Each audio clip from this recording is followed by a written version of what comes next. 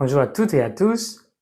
Il y a des étudiants qui me demandent comment atteindre au niveau CI ou niveau avancé, ça veut dire B1, B2, le plus tôt possible.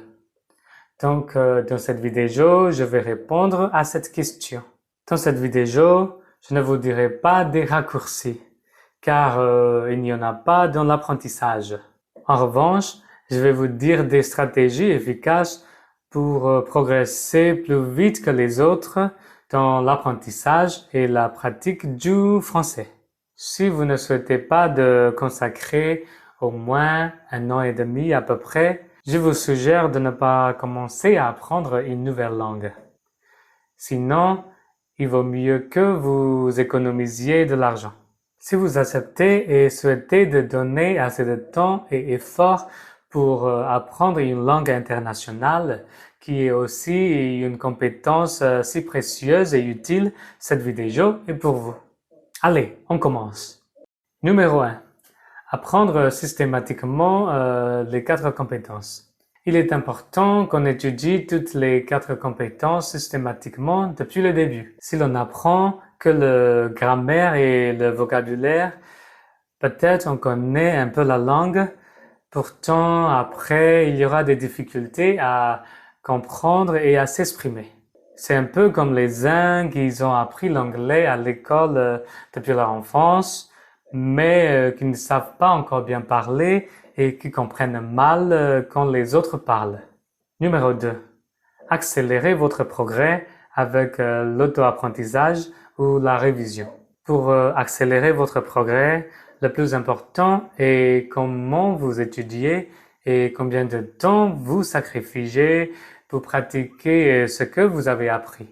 Il est essentiel d'apprendre avec un bon prof qui est compétent et qui peut vous bien former et enseigner. Toutefois, il faut aussi étudier dans vos temps libres. Au moins, il faut lire les tests en voix haute ou bien il faut réécouter des exercices d'écoute qui ont été déjà faits dans la classe. Numéro 3. Réfléchir en français et pratiquer tout seul. Même les débutants peuvent le faire. Vous pouvez commencer déjà avec le vocabulaire. Quand vous voyez des choses que vous savez comment dire en français, vous les dites avec les articles.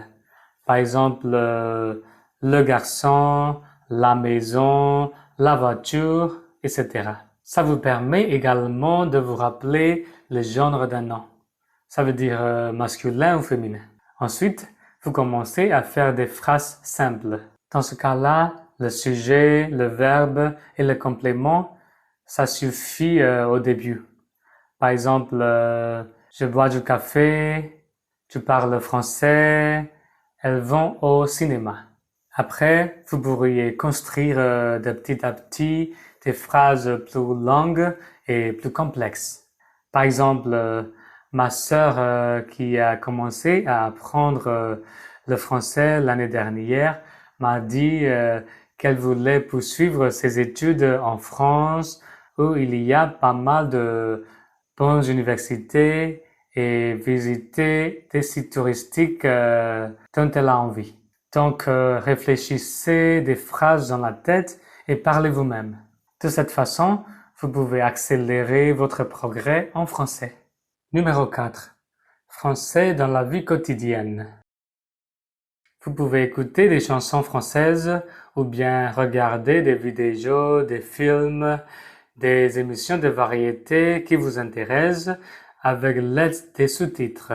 Vous pouvez commencer d'abord avec des sous-titres en anglais. Dès que vous êtes au niveau B1, je ne vous conseille de regarder des films qu'avec des sous-titres en français et vous le continuez. Numéro 5.